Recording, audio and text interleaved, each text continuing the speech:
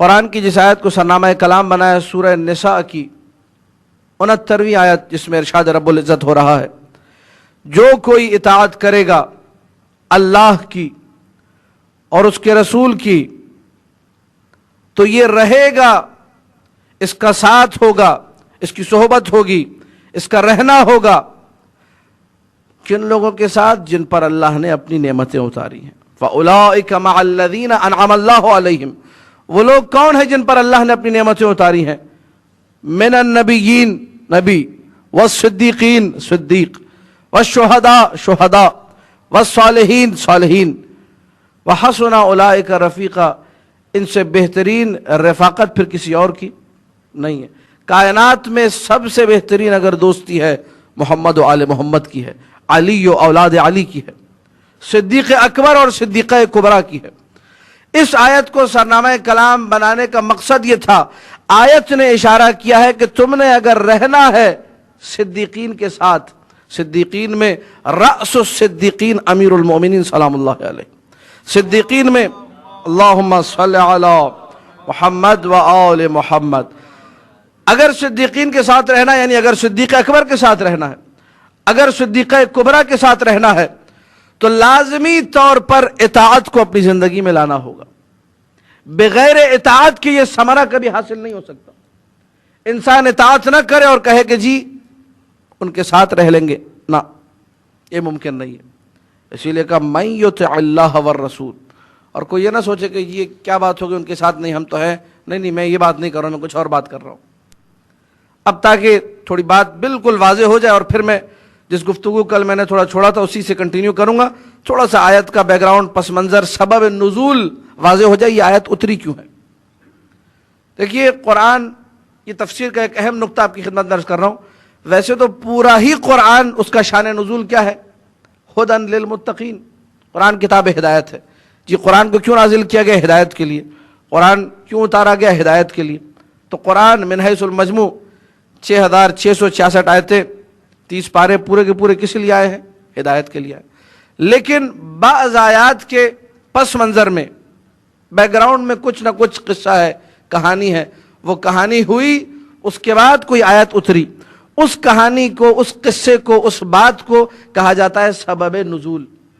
جی یہ آیت کیوں اتری؟ آیت ایسا ایسا ہوا تھا، فلانا جنگ مولا علی نے جیتی تو سورہ عادیات مثلا اتر آیا، فلانا واقعہ ہوا تو فلانا سورہ نازل ہو گیا، فلانا واقعہ ہوا تو آیہ بلغ نازل ہوئی، فلانا واقعہ ہوا اصحاب کسا والا تو آیہ تطہیر نازل ہوئی، مولا علی نے رکوع میں زکوٰۃ دے دی تو یہ ہوا، آیہ ولایت نازل ہوئی، وغیرہ وغیرہ۔ اس کو سبب نزول کہا جاتا ہے۔ سوال، یہ آیت کیوں اتری سورہ نساء کی 69ویں آیت؟ کیا یہ صرف ہدایت ہی کے لیے اتری ہے یا اس کے پس منظر میں بیک گراؤنڈ میں کچھ ہے؟ مفسرین نے لکھا کہ رسول اللہ کا ایک غلام تھا جس کا نام تھا ثوبان۔ کیا نام تھا؟ ثوبان۔ یمن سے اسیر ہو کر آیا تھا، اس کو اسیر کیا گیا، گرفتار کیا گیا، رسول نے اس کو خریدا، اپنی غلامی میں لیا، پھر رسول نے اس کو آزاد کر دیا۔ یہ جو ثوبان تھا رسول اللہ سے بے حد محبت کرتا تھا، مورخین نے لکھا کون شدید الحب لہو، رسول سے بے پناہ محبت کرنے والا، وقلیل الصبر عنہ، یہ عشق کی آپ پرواز دیکھیے، رسول سے عشق اتنا تھا کہ دن میں اگر کئی مرتبہ رسول کو نہ دیکھے اس کا دن نہیں گزرتا تھا، گھر جاتا تھا پھر لوٹ کے آ جاتا تھا گھر سے کہ یا رسول اللہ آپ کو دیکھنے کا دوبارہ دل چاہ رہا ہے۔ ایسی محبت ہے ثوبان کی۔ ایک دن ثوبان آیا، وَتَغَيَّرَ لَوْنُهُ وَكُلُّ جِسْمِهِ، تفسیر کا حوالہ دے تو مجمع البیان طبرسی، امین الاسلام طبرسی نے اس آیت کے ذیل میں اس پوری روایت کو کوٹ کیا، سبب نزول کو کوٹ کیا ہے۔ رنگ متغیر ہے، رنگ تبدیل ہو چکا ہے، رنگ پھیکا پڑ چکا ہے، جسم سوکھ کے کانٹا ہوا ہے۔ جیسے ہی وارد ہوا رسول نے پوچھا یا ثوبان ما غیر لونک، ثوبان تمہارا رنگ کیسے تبدیل ہو گیا؟ یہ رنگ پھیکا کیسے پڑ گیا ہے؟ کیا ہو گیا تمہیں؟ مریض ہو گئے ہو کیا؟ کہنے لگا یا رسول اللہ ما بی مرض ولا وجع، نہ کوئی مرض ہے نہ کوئی درد، کچھ نہیں ہے، ولیکن حینما ما رأیتک، جب میں نے آپ کو نہیں دیکھا، آپ کی زیارت نہیں کی تو یہ میری حالت ہو گئی۔ فالقاک، جب آپ کی زیارت کرتا ہوں پھر حالت کچھ بہتر ہوتی ہے، ولیکن اخاف، لیکن مجھے ڈر لگتا ہے۔ نقطہ یہاں پر ہے، غور کیجئے گا، لیکن مجھے ڈر لگتا ہے یا رسول اللہ، کل کو قیامت کے دن جب سب جنت میں جائیں گے تو آپ تو انبیاء کے ساتھ ہوں گے. توجہ رکھیے گا، کل جنت میں اگر میں جنت میں گیا تو نچلے رتبے میں ہوں گا، نہ جانے جنت میں کون سا فلیٹ ملے، نہ جانے جنت میں کون سی جگہ ملے، آپ کے ساتھ تو نہیں ہوں گا میں اگر جنت میں گیا. اور یا رسول اللہ اگر جنت میں نہیں گیا تو پھر تو آپ کو دیکھنا کبھی نصیب نہیں ہوگا. جب ثوبان نے یہ جملے ادا کیے یہ آیت اتری، من یطع اللہ والرسول، جو اللہ کی اطاعت کرے گا، رسول کی اطاعت کرے گا، فاولئک مع الذین انعم اللہ علیہم، یہ ان لوگوں کے ساتھ رہے گا جن پر اللہ نے نعمتیں اتاری، نبی، صدیقین، شہداء، صالحین، ان کے ساتھ رہے گا، اطاعت کرے. آج میں اور آپ ان 7 مجالس کو سننے آئے ہیں، صدیق اکبر اور صدیقہ کبریٰ سلام اللہ علیہما کی معرفت کو اپنے دلوں میں بلند کرنے آئے ہیں. اگر انہی کی اطاعت نہ کریں تو وہی والی بات ہو جائے گی ثوبان والی، یا رسول اللہ نچلے درجے میں ہوں گا میں. رسول نے معیار دے دیا، کہا ہمارے ساتھ جنت میں آنا ہے، ہمارے مرتبے میں آنا ہے، ہماری زیارت وہاں بھی کرنی ہے. طریقہ یہ ہے کہ آل محمد کے مطیع بن جاؤ. من اطاع علیا فقد اطاع اللہ، جس نے علی کی اطاعت کی اس نے اللہ کی اطاعت کی. زیارتوں پر غور کریں، صدیق اکبر سلام اللہ علیہ کو سمجھیں. جب آپ جاتے ہیں نا نجف اور زیارت دوریہ پڑھتے ہیں، جو زیارت وہاں رکھی ہوئی ہے نجف اشرف میں، وہاں ایک جملہ ہے، السلام علیک یا میزان الاعمال، سلام ہو تجھ پر اے اعمال کے ترازو. کائنات کا کوئی بھی عمل لے کر آ جائیے، اگر صدیق اکبر اسے پاس کریں تو پاس ہے، ورنہ وہ عمل کسی کام کا نہیں ہے. بقول معصوم سلام اللہ علیہ، جہنم میں تو لے جا سکتا ہے اور کسی کام کا نہیں ہے. لیکن یہ کہ ان روایات کو جب پیش کیا جاتا ہے، کوئی یہ مطلب نہ نکالے کہ اچھا جی میں مولا سے محبت کرتا ہوں اب تو چھٹی ہو گئی ہماری، ہم نے نہ نماز پڑھنی ہے نہ روزہ رکھنا. لا لا لا لا لا. امام محمد باقر علیہ الصلوۃ والسلام، اللہم صل علی محمد و آل محمد، اسی آیت کے ذیل میں فرماتے ہیں جو سورہ نساء کی 69ویں آیت ہے، کہتے ہیں اعینونا بالورع، اے میرے شیعوں ہماری مدد کرو، ہم اہل بیت کی مدد کرو. اعینونا بالورع، احتیاط، پرہیزگاری، زہد کے ذریعے سے. فَإِنَّ مَنْ عِنْدَهُ الْوَرَعُ وَيَأْتِي بِالْوَرَعُ فَكَانَ لَهُ عِنْدَ اللَّهِ فَرَجًا، تفسیر مجمع البیان تبرسی. جس کے پاس ورع ہوگا، ورع احتیاط، زہد، تقوی ہوگا، کل کو جب اللہ کے پاس آئے گا یہی زہد، ورع اور تقوی وہاں پہ اس کے لیے آسانیاں ہی آسانیاں پیدا کرے گا. دیکھیے میں آپ سے پورے یقین کے ساتھ، اور کسی ذاکر کی کتاب اٹھا کے مجلس پڑھ کے نہیں سنا رہا آپ کو، کسی سے سنی سنائی بات نہیں کر رہا ہوں. علم کلام کا پورا دورہ دیکھ کر، علم کلام کے دورے کو پڑھا کر، مختلف کتب پہ دسترس رکھنے کے بعد یہ بات کر رہا ہوں. کئی سال عقائد پر کام کرنے کے بعد، 10 سے 12 سال ہو گئے عقائد پہ کام کرتے ہیں، مسلسل عقائد کی کتابیں پڑھتے ہوئے. جو علی ولی اللہ کا عقیدہ اپنے ساتھ لے کر گیا، کتنا بڑا فاسق و فاجر کیوں نہ ہو، وہ جنت میں جائے گا. یہ ہمارا عقیدہ ہے، ہذہ عقیدتنا، یہ ہمارا عقیدہ ہے. کتنا بڑا فاسق و فاجر کیوں نہ ہو، وہ کہاں جائے گا؟ جنت میں جائے گا. لیکن مشکل ہے یہاں پہ ایک بیچ میں، اس کو حل کرنا ہے. شرح اصول کافی ملا صالح مازندرانی نے اپنی شرح میں حدیث نقل کی، اور دیگر بہار وغیرہ میں بھی حدیث مل جاتی ہے کہ مولانا نے فرمایا ہمارے شیعوں کو شفاعت ملے گی ولو توجہ سنیے گا، ولو 300 سال جہنم میں رہنے کے بعد.